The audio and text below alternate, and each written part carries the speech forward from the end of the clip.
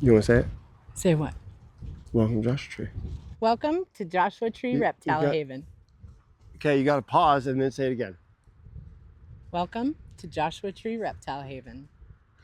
So what you see behind us here is our water storage. Being in the desert, we have had a heck of a time getting enough water to the enclosures, and that's because we have so many of them. We are filling up water dishes and hand watering 30,000 square feet of land per day, and that's not enough. No. So we make more.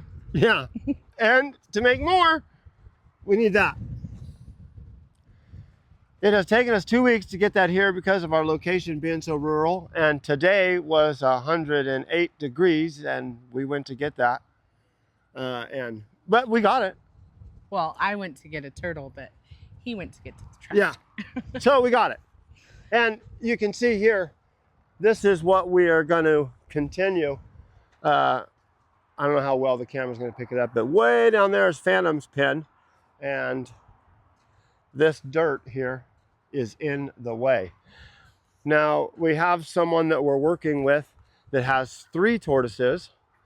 I don't know. I don't want to share her personal story yet, but it's a pretty heartbreaking story. But she said to us, she said, hey, you know, they actually have hills and they love them. Well, we don't like to have any unlevel surface like that, because what happens is especially these 3 are probably going to have to stay together at first. They're really big until we can separate them into more enclosures. But one could flip the other over.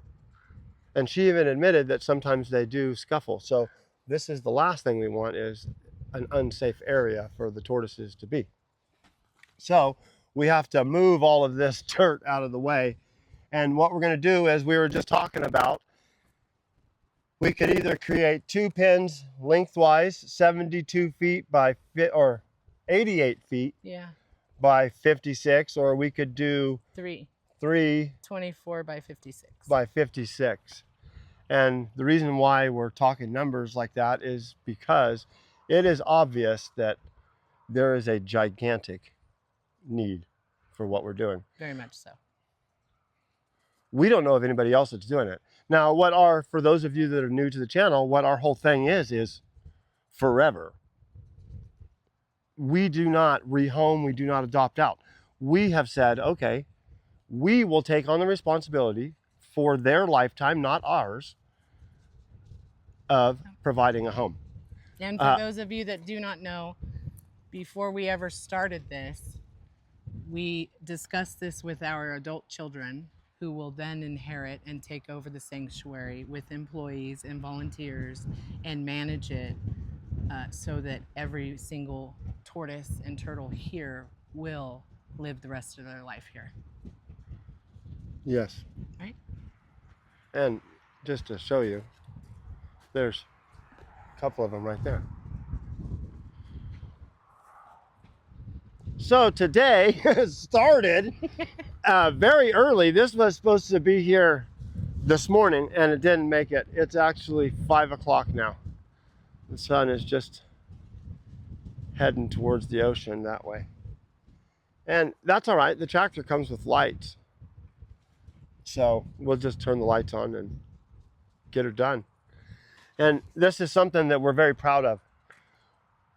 We don't know of, and it will be coming up in another video. We've talked a lot about heat. We have a special surprise coming here in about the next month about that. But we don't know of any other facility that does this.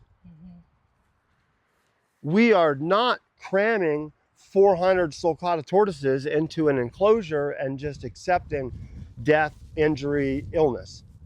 We are taking every single animal and providing the best possible for that animal. And it doesn't matter what it is. If it means building more enclosures, that's what we'll do.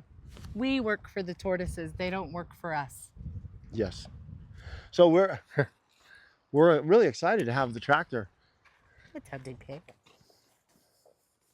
And what we're going to do is, started the video with the water storage over here. We actually have a 3,000 gallon water tank. And when we acquired these properties, I'm sure I'll show the video here. I'll get some more video. There's a hill by our well. Well, we're going to put a 3,000 gallon water tank on top of that hill so that we have an additional 3,000 gallons of water stored for the animals. Yep. That is above ground level.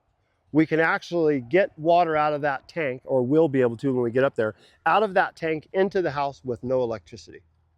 So that's a big, big accomplishment, especially for those of you that know about living off the grid or very rural. To have access to clean, potable water without having to have use of electricity is a big deal. So Very big deal. yeah.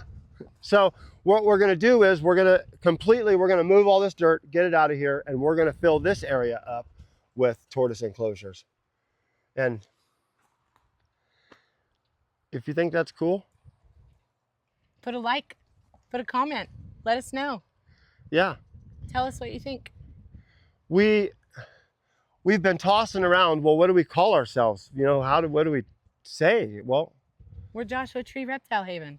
It says enough. Then there you go. So we're going to wrap this video up. I got to get on the tractor and start getting some dirt moved.